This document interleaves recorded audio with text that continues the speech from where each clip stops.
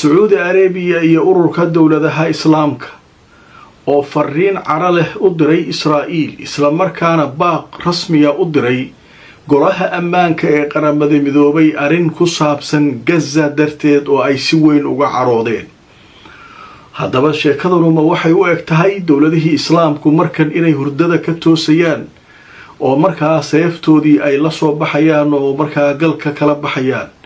sheeko la yaab leh oo cajiiba oo arrinkaa ku saabsan bal waxa ka hirgeli kara iyo waxa laga qoray ayaynu barnaamijkeena ku faahfaahinaynaa. waxaa sidoo kale barnaamijkan idinkuu soo gudbin doonaa warbaahinta Mareykanka oo xalay ilaa saake ka hadlaya in Isniinta soo socota ra'iisul wasaaraha Israa'iil uu booqan doono aqalka cad. qodobo muhiim ah ay ka wada hadli doonaan isaga iyo Donald Trump. kolay tolow qodobadaasu maxay noqon doonaan iyana wixii laga yiri barnaamijkan idinkugu faahfaahin doonaa.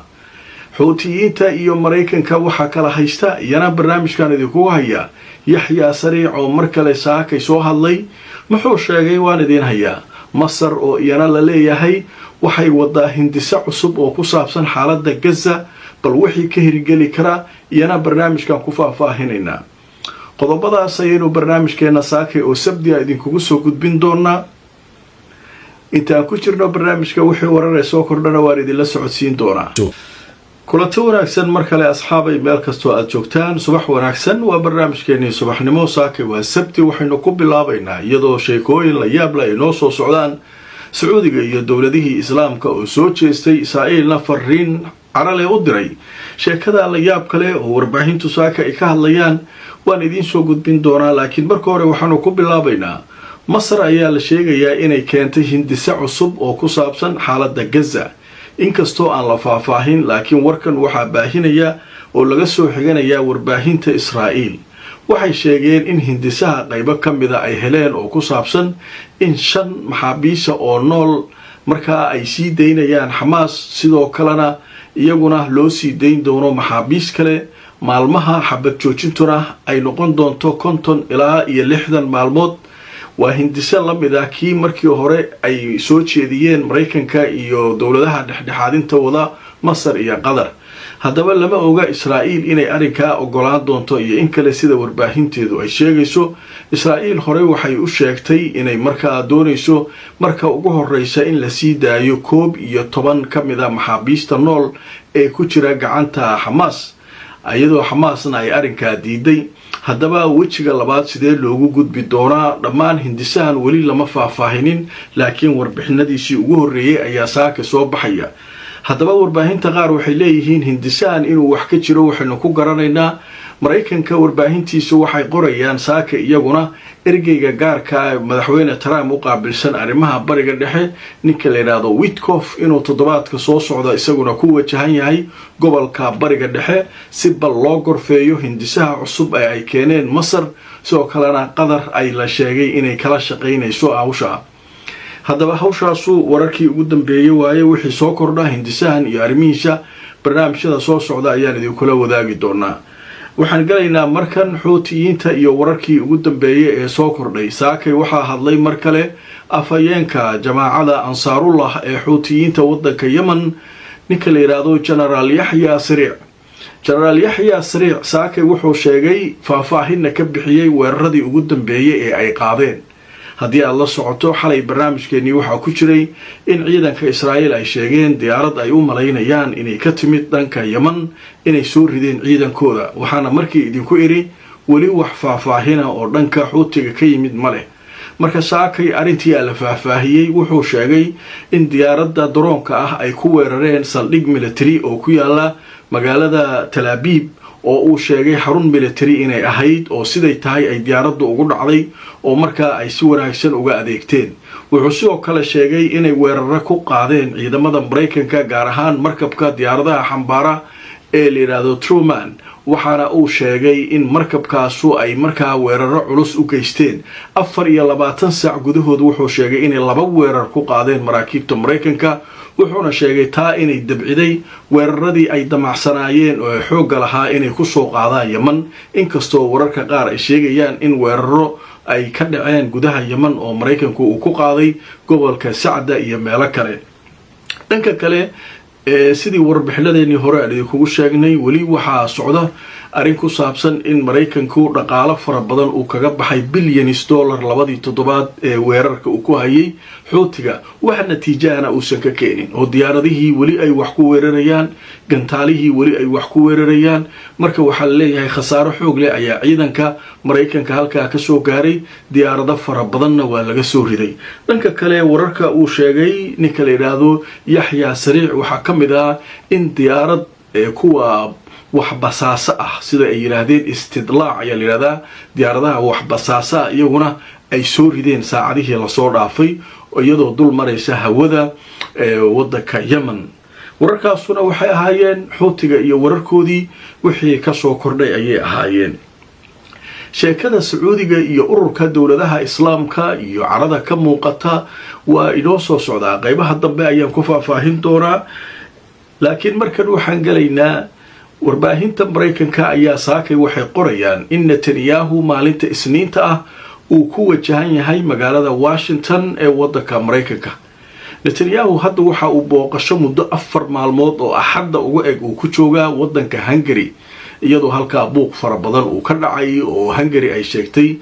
inay isaga baxday heshiiskii maxkamadda caalamiga ahaa si netanyahu halkaa booqasho ugu tago iyo maxkamaddii oo daba taagan oo leh ninka waa in la qabtaa halkaa buuq fara badan iyadoo uu ku haysto isaguna uu iska dhagatirayo ayuu booqasho wuxuu ku joogaa hadda waddanka hungary waana booqashadiisii ugu horreysay ee uu yurub ku yimaado tan iyo markii maxkamaddu ay ka soo saartay in lasoo qabto isaga iyo wasiirkiisii gaashaandhigga oo loo haysto inay falal dhibaato ah oo xasuuqa ay ka geysteen marinka gaza oo markaa falastiiniyiin fara badan oo rayda ay ku dhinteen marka tii hore iska dhaafay leeyihiin haddaaba ay socotaa sheekadu maalin walba ay dad fara badani dhimanayaan marka warbaahinta maraykanku waxay leeyihiin waxaa laga yaabaa inuusan israa'iil ku laabanba oo maaragtay hungary uu kasoo duulo kadibna uu maraykanka toos u tago maadaama la yidhi isniinta waxaa laga rabaa washington madaxweyne trumpna barnaamijyadeedii hore idinkugu sheegay inuu yidhi isbuuca soo socda ayuu iman doonaa arrimaha gaza ay ka mid tahayna waa ka hadli doonaa haddaba marka warbaahinta maraykanku maxay leeyihiin qodobada miiska saaran ee ilaa hadda la qorshaynayo inay ka wada hadlaan maxay tahay waxaa la yidhi waa 3 qodob ayaa la doonayaa in laga wada hadlo qodobka koowaad arrinta iiraan iyo nuclearkeeda waxa laga yeelayo qodobka labaad arrinta gaza iyo qodobka saddexaad oo ah canshuurihii lagu soo rogay ee dowladaha caalamka oo maraykanka ku soo rogay oo israa'iilna ay qayb ka tahay sidii canshuuraha looga dayn lahaa ama looga qafiifin lahaa israa'iil waxaa lagu soo rogay 10% marka iyaduna arrinkaa ay u socdaan la leeyahay marka qodobka ugu muhiimsan ee miiska saaran waxaa leeyahay waa arrinta Iiraan Netanyahu wuxuu doonayaa in haddii Iiraan ay diido wada hadalka inay miiska timaado in toos loo weeraro oo meelaha nuclearka la garaaco wixii ka dhaca ka dhaceen maraykankuna taa walwal badan buu ka qabaa waxa ka dhalan kara iyo dhibaatada Iiraan ay markaa u geysan karto gobolka iyo saldhigyadiisa iyo ciidankiisa iyo waxa dhan iyaduna laga baaraan degay u baahan yihiin haddaba marka waxa leeyahay qodobkaas waa laga hadli doonaa waxa sidoo kale laga hadli doonaa arrinta Gaza sidii maxaabiista loo dayn lahaa xabatoojin loo gaari lahaa taana marka waxa leeyahay Netanyahu wuxuu ka wataa qorshe ah annagu waxaan rabnaa inaan dagaalka ka joojino Gaza laakiin shardiga wuxuu yahay Hamas inay hub ka dhigto madaxdeeduna ay wadada ku lugayaan oo isaga baxaan Gaza hubkana inay dhigaan taasna Hamas waxay tiri waa khad al-ahmar waa line cas inaan hubkeena dhigno wax kala ka wada hadli karnaa laakiin hubkan annagoo haysana la dhimanayna marka sheekadaas marka wax badan oo natiijo oo ka soo bixi kara malaha leeyahay arinta cashuuraha waa laga yaabaa in laga qafiifiyo haddii marka arika uu Trump uu marka ka aqbalo marka qodobada saddexdaas waa leeyahay oo marka miiska saaran oo laga wada hadlayo dhinaca kalena warbaahinta Mareykanku saakay waxay qorayaan waxay leeyihiin Donald Trump 2 bilood ayuu u qabtay Iran macnaha waataan idin sheegay saraakiishiisii waxay tageen Israa'iil waxay u soo jeediyeen Donald Trump oo hal la weeraro lahaa war waxa ka nima kanu ma sahlana waa inaynu marka halka hub fara badan geynaa gantaalo fara badan gantaalaha ka hortagayna waataan barnaamijkii ugu dambeeyay xalay ku soo qaatay in Kuuriyada Koonfureed gantaalihii patriotic ee Mareykanku lahaa gantaalaha ka hortagay laga soo qaaday bariga dhexe loo soo wado marka waxaasoo dhan maraykanku isdiyaarin wadaa ciidanku hadda ma weerari karnay dheen marka tii ayuu marka wuxuu sameeyey Trump macna u sameeyey wuxuu yiri 2 bilood ayaan u qabtay inay ku aqbasho Iran wada hadal ay ku baabi'inayso nuclearkeeda marka inaynu marka la yeelano hadday diido 2 bilood kadib waa weerari doonaa 2 bilood marka inuu wixiisa isku jaajaafto ayay khubaradu sheegeen inuu wado oo macnaha hubkii iyo ciidankii isdiyaariyaan bal hadiiba ay Iran marka ay la dagaalami karaan in kale laakiin hadda xaaladdu ma sahlan ay leeyihiin Iran laguma degdegi karo marka xaalku isaguna halkaas uu maraya qadar xayisiisa kadib sheekada cajiibka ee saakay warbaahinta saaran ayaynu ka hadli doonaa dawladihii ururka ay leeyihiin islaamka iyo Saudi Arabia oo markaa seefta galka kala baxaya oo carad darteed la sheegay inay golaha ammaankana fariin u direen Israa'iilna fariin u direen oo markaa ay ka muuqato arin aad markaa uga careysiisay inay ka dhacday Gaza tolow Sacuudiga maxaa ka careysiiyay barnaamijkan ku faahfaahinayna kulanti wanaagsan asxaabay meel kastoo aad joogtaan ku soo dhawaada mar kale iyo mid ka mid ah barnaamijyadeena waa subaxnimo sabti ah barnaamijkuna waa kii ugu horeeyay aan idin soo gudbinayno maanta hadaba qodobada barnaamijka qaybihii ugu dambeeyay ayaan maraynaa qaybta waxaanu ku faahfaahinaynaa Sacuudiga iyo dawladaha islaamka ururka ay leeyihiin oo leeyahay ururka iskaashiga islaamka ayaa waxay soo saareen war u muuqda mid caraw weyn ay ka muuqato tolo carada maxay ku bedeli doonaan maxay sameyn doonaan maxay se ka caroodeen hadaba marka warbixinta marka waxay leedahay marka hore nimanka kanu Sacuudiga ah xarunta ururka islaamka waa magaalada Jeddah 57 dawladood oo dawladaha islaamka ah ayaa xubin ka ah Sacuudiga marka la galay Sacuudiga marka la galo dawladaha islaamku de horo ka kicinaya isaga waxa leeyahay horo ka shidaya hadaba Sacuudiga maxaa laga hadlayay su'aal weyn waaye Israa'iil Sacuudiga maxay ka hadlaysay Sacuudiga xarun weyn oo wuxuu ku lahaa Gaza xaruntaas waxay ahayd meel waxbarasho madaaris diinta islaamka iyo lagu barto iyo manaahijta Sacuudiga sidoo kale waxay ahayd meel isbitaal yar oo dadka lagu daweeyo daawooyin lagu siiyo dadka cudurrada maaragtay joogtada daawada joogtada qaata iyo lagu daweeyo xarun weyn oo Sacuudiga ku lahaa Sacuudiga xaruntiisu marka lama taaban jirin way iska ilaalin jireen Israa'iiliyiintu Sacuudiga iyo ayaga si maaragtay loo dayn jiray Sacuudiga iyo xaruntiisii ayaa saacadihii la soo dhaafay Israa'iil diyaaradaheedu ay si fiican u garaacay waliba xilliga ay garaacayaan waxa ku soo qaxay xarunta caruur iyo haween fara badan oo ka soo cararaya duqeymaha socda waxay isleeyeen meeshan waa roon tahay oo dagaaladii hore xataa waxba laguma sameyn haddana waxba laguma sameynaya islahaayeen markay galeen ayaa si fiican loo garaacay 30 qof oo caruur iyo haween u badan ayaa meesha ku dhintay 100 kalena way ku dhaawacmeen waxa meesha ka dhacay wax la yiraahdo majzara xasuuq ayaa dhacay saacadihii la soo dhaafay Sacuudigii marka xaruntoodii way ka warhayeen halkaas laakiin markii wixii dhaceen Sacuudiga waa carooday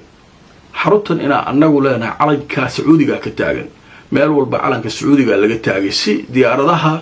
Israa'iil ay u aqoonsadaan Sacuudigu marka meeshiisii markii la duqeeyay waayo marka uu marka ururkii islaamka soo kiciyay 57 dawladood ayaa fariin soo saaray culus oo Sacuudigu ku jiro waxay yiraahdeen waa in degdeg golaha ammaanka ee qaramada midoobay bil quwwa macnaha awood waa inuu ku joojiyaa dagaalka haddii golo ammaan uu jiro oo adduunyadanu sharci iyo nidaam jiro waa in dagaalkan dadka lagu xasuuqayo la joojiyaa haddii la joojin waayo maxay sameynayaan marka ma dagaal ay qaadayaan talaabta koowaad ee aan qaadayno waxay taayiraadeen inaan Israa'iil kala dagaalano dhinaca iqtisaadka dhaqaalaha iyo sharciga iyo wax dhan inaan kala dagaalano marka waa mawduuc ballaaran waay dhaqaalaha kala dagaalamayna marka la yiraahdo dadka khubaradu waxay leeyihiin dhaqaalaha sidee uga dagaalami karaan waxay dhihi karaan maaragtay dawladaha islaamku maaragtay Israa'iil wax dhaqaalaha ama heshiis dhaqaale oo ay la lahaayeen waa hakinayaan, waa la joojinayaa. wixii oo dhan tafaasiishaas ayaa soo bixi karta.